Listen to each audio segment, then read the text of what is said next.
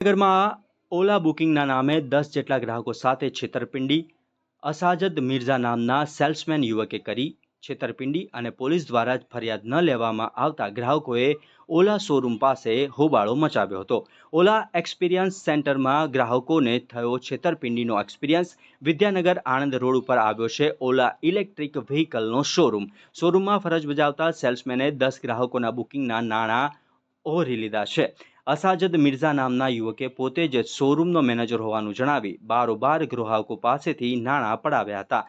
કેસમાં બુકિંગ કરાવવાથી ઓલા વ્હીકલની ડિલિવરી વહેલી મળી જશે તેવું ગ્રાહકોને પ્રલોભન આપી આ છેતરપિંડી આચરવામાં આવી હતી। ગ્રાહકો ઓલા બાઇક શોરૂમ પર લેવા જતા આ ભાંડો ફૂટ્યો છે। 10 ગ્રાહકોના બુકિંગના પૈસા લઈ અસાજદ મિર્ઝા ફરાર થયો છે તો પોલીસ પણ ફરિયાદ લેવા ઇનકાર કરતી હોવાનો ગ્રાહકોનો આક્ષેપ છે। તો પૈસાની લેતી દેતીના પુરાવાના ફૂટેજ પણ સામે આવ્યા છે। મારું નામ પટેલ ઉષા બરસતભાઈ છે। હું એડીઆઈટી કેમ્પસમાં ફાર્મસીમાં અભ્યાસ કરું છું। અમે યુવાનો અત્યારે એવું ઈચ્છે છે કે પર્યાવરણને બચાવીએ, તો એ માટે અમે અલગ પગલું ઉઠાવતા હતા। ઓલા ઇલેક્ટ્રિક અમે લીધી હતી પર્યાવરણ બચાવવા માટે। તો અમે 1,58,300 રૂપિયા અહીંયા ઓલાના શોરૂમમાં બેસીને 5મી ઓગસ્ટે આપેલા હતા અઝદ મિર્ઝા નામના એમ્પ્લોયને। તો એ માણસે એવું કહ્યું હતું કે 5 દિવસ તમને પછી તમારી ઓલા મળી જશે એમ। 5 દિવસ પછી આવ્યા તો એમને કહ્યું કે અત્યારે વરસાદના કારણે શોરૂમ બંધ છે, તો તમે થોડાક દિવસો પછી આવજો। તમે 20 તારીખે આવ્યા, 20 તારીખે આવ્યા તો કે શુક્રવારે 28 તારીખે આવજો। 28 તારીખે આવ્યા ત્યારે ખબર પડી કે મારી જોડે બીજા 7 જણાની છેતરપિંડી થઈ છે। એ 7 જણા મેં પોલીસ સ્ટેશન ગયા ત્યારે પોલીસવાળાએ એવું કહ્યું કે એવો પૈસા આપે છે, તમે પાછા લઈ લેજો, ત્યારે એફઆઈઆર કરવાની જરૂર છે નહીં। તો અમે એવું કર્યું, તો આવતા અઠવાડિયે મને 45,000 પાછા આપ્યા, પણ એને એવું કહ્યું હતું બીજા તમારા જે રહ્યા છે એ બીજા નેક્સ્ટ વીક તમને પાછા આપી દઈશું। તો બીજા અઠવાડિયે અમે ગયા ત્યારે એવો ફરાર થઈ ગયો છે, એ મળતો નથી। મેનેજરને અમે 28 તારીખના મળેલા છે, તો મેનેજર કહે છે કે અમારામાં આવતું નથી, તમે અમને જોતા પૈસા આપેલા નથી। એમનું કહેવું એવું છે કે તમે જે માણસને પૈસા આપેલા એમની જોડથી લઈ લો। હવે અમે કાલે એફઆઈઆર કરવા ગયા તો અમે કઈ એવું લાગતું નથી કે પોલીસ વાળા કોઈ આગળ એક્શન લે એમ।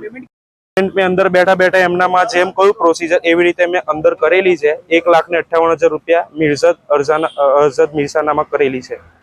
હવે અમે જે એફઆઈઆર નહીં ફાડે એ લોકો અને જો એ લોકો એક્શન નહીં લે તો અમે કલેક્ટર કચેરીએ જવાના છે અને તે એવી રજૂઆત કરીશું કે એફઆઈઆર ફાડી હોવા છતાં બી કોઈ એક્શન થતી નથી, પોલીસ દ્વારા લેવામાં આવતી નથી।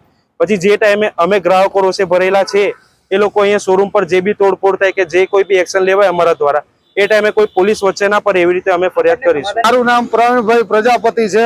હું આણંદનો રહેવાસી છું।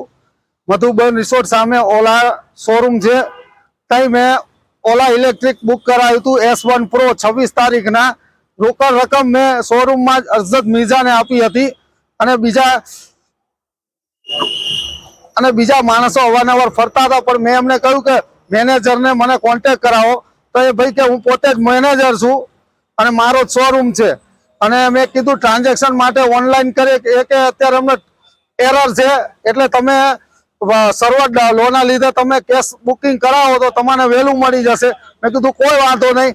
મેં એમને 1,37,000 રૂપિયા S1 Pro ના બુકિંગ માટે આપેલા અને મને રસીદે આપી છે અને ઓનલાઈન મારો ફોટો ખેંચેલો છે અને મને તારીખ આપી એ પ્રમાણે હું આવ્યો હતો, પણ મને કોઈ અહીંયા ન્યાય મળ્યો નથી। શોરૂમ બંધ હતો અને અઝદ મિર્ઝા, તોસીફ શેખ અને આસિફ અને જયદીપ એ બધા ફરાર છે અહીંથી અને કોઈ મળતા નથી।